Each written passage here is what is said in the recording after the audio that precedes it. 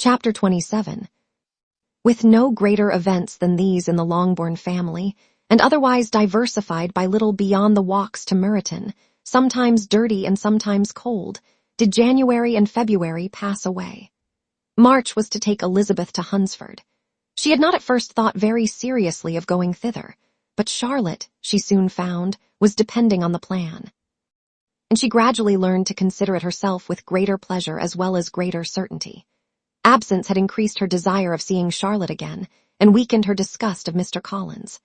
There was novelty in the scheme, and as, with such a mother and such uncompanionable sisters, home could not be faultless, a little change was not unwelcome for its own sake. The journey would, moreover, give her a peep at Jane, and in short, as the time drew near, she would have been very sorry for any delay. Everything, however, went on smoothly, and was finally settled according to Charlotte's first sketch. She was to accompany Sir William and his second daughter. The improvement of spending a night in London was added in time, and the plan became as perfect as plan could be. The only pain was in leaving her father, who would certainly miss her, and who, when it came to the point, so little liked her going, that he told her to write to him, and almost promised to answer her letter. The farewell between herself and Mr. Wickham was perfectly friendly, on his side even more. His present pursuit could not make him forget that Elizabeth had been the first to excite and to deserve his attention, the first to listen and to pity, the first to be admired.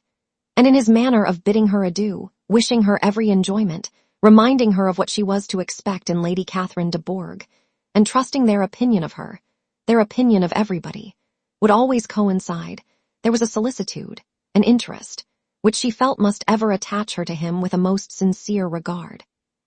And she parted from him convinced that, whether married or single, he must always be her model of the amiable and pleasing. Her fellow travelers the next day were not of a kind to make her think him less agreeable. Sir William Lucas and his daughter Maria, a good-humored girl, but as empty-headed as himself, had nothing to say that could be worth hearing, and were listened to with about as much delight as the rattle of the chaise. Elizabeth loved absurdities, but she had known Sir William's too long. He could tell her nothing new of the wonders of his presentation and knighthood, and his civilities were worn out, like his information. It was a journey of only 24 miles, and they began it so early as to be in Gracechurch Street by noon. As they drove to Mr. Gardiner's door, Jane was at a drawing-room window watching their arrival. When they entered the passage, she was there to welcome them, and Elizabeth, looking earnestly in her face, was pleased to see it healthful and lovely as ever.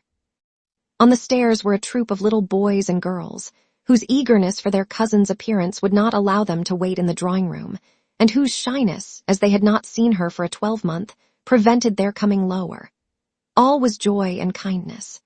The day passed most pleasantly away, the morning in bustle and shopping, and the evening at one of the theatres. Elizabeth then contrived to sit by her aunt.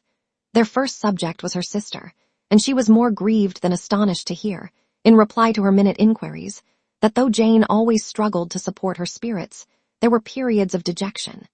It was reasonable, however, to hope that they would not continue long. Mrs. Gardiner gave her the particulars also of Miss Bingley's visit in Gracechurch Street, and repeated conversations occurring at different times between Jane and herself, which proved that the former had, from her heart, given up the acquaintance. Mrs. Gardiner then rallied her niece on Wickham's desertion, and complimented her on bearing it so well. "But, my dear Elizabeth," she added, "what sort of girl is Miss King?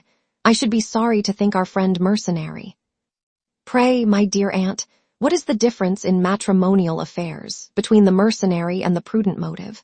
Where does discretion end and avarice begin? Last Christmas you were afraid of his marrying me, because it would be imprudent, and now, because he is trying to get a girl with only £10,000, you want to find out that he is mercenary. If you will only tell me what sort of girl Miss King is, I shall know what to think. She is a very good kind of girl, I believe. I know no harm of her." But he paid her not the smallest attention, till her grandfather's death made her mistress of this fortune. "No, why should he? If it were not allowable for him to gain my affections, because I had no money, What occasion could there be for making love to a girl whom he did not care about, and who was equally poor? But there seems indelicacy in directing his attentions towards her so soon after this event.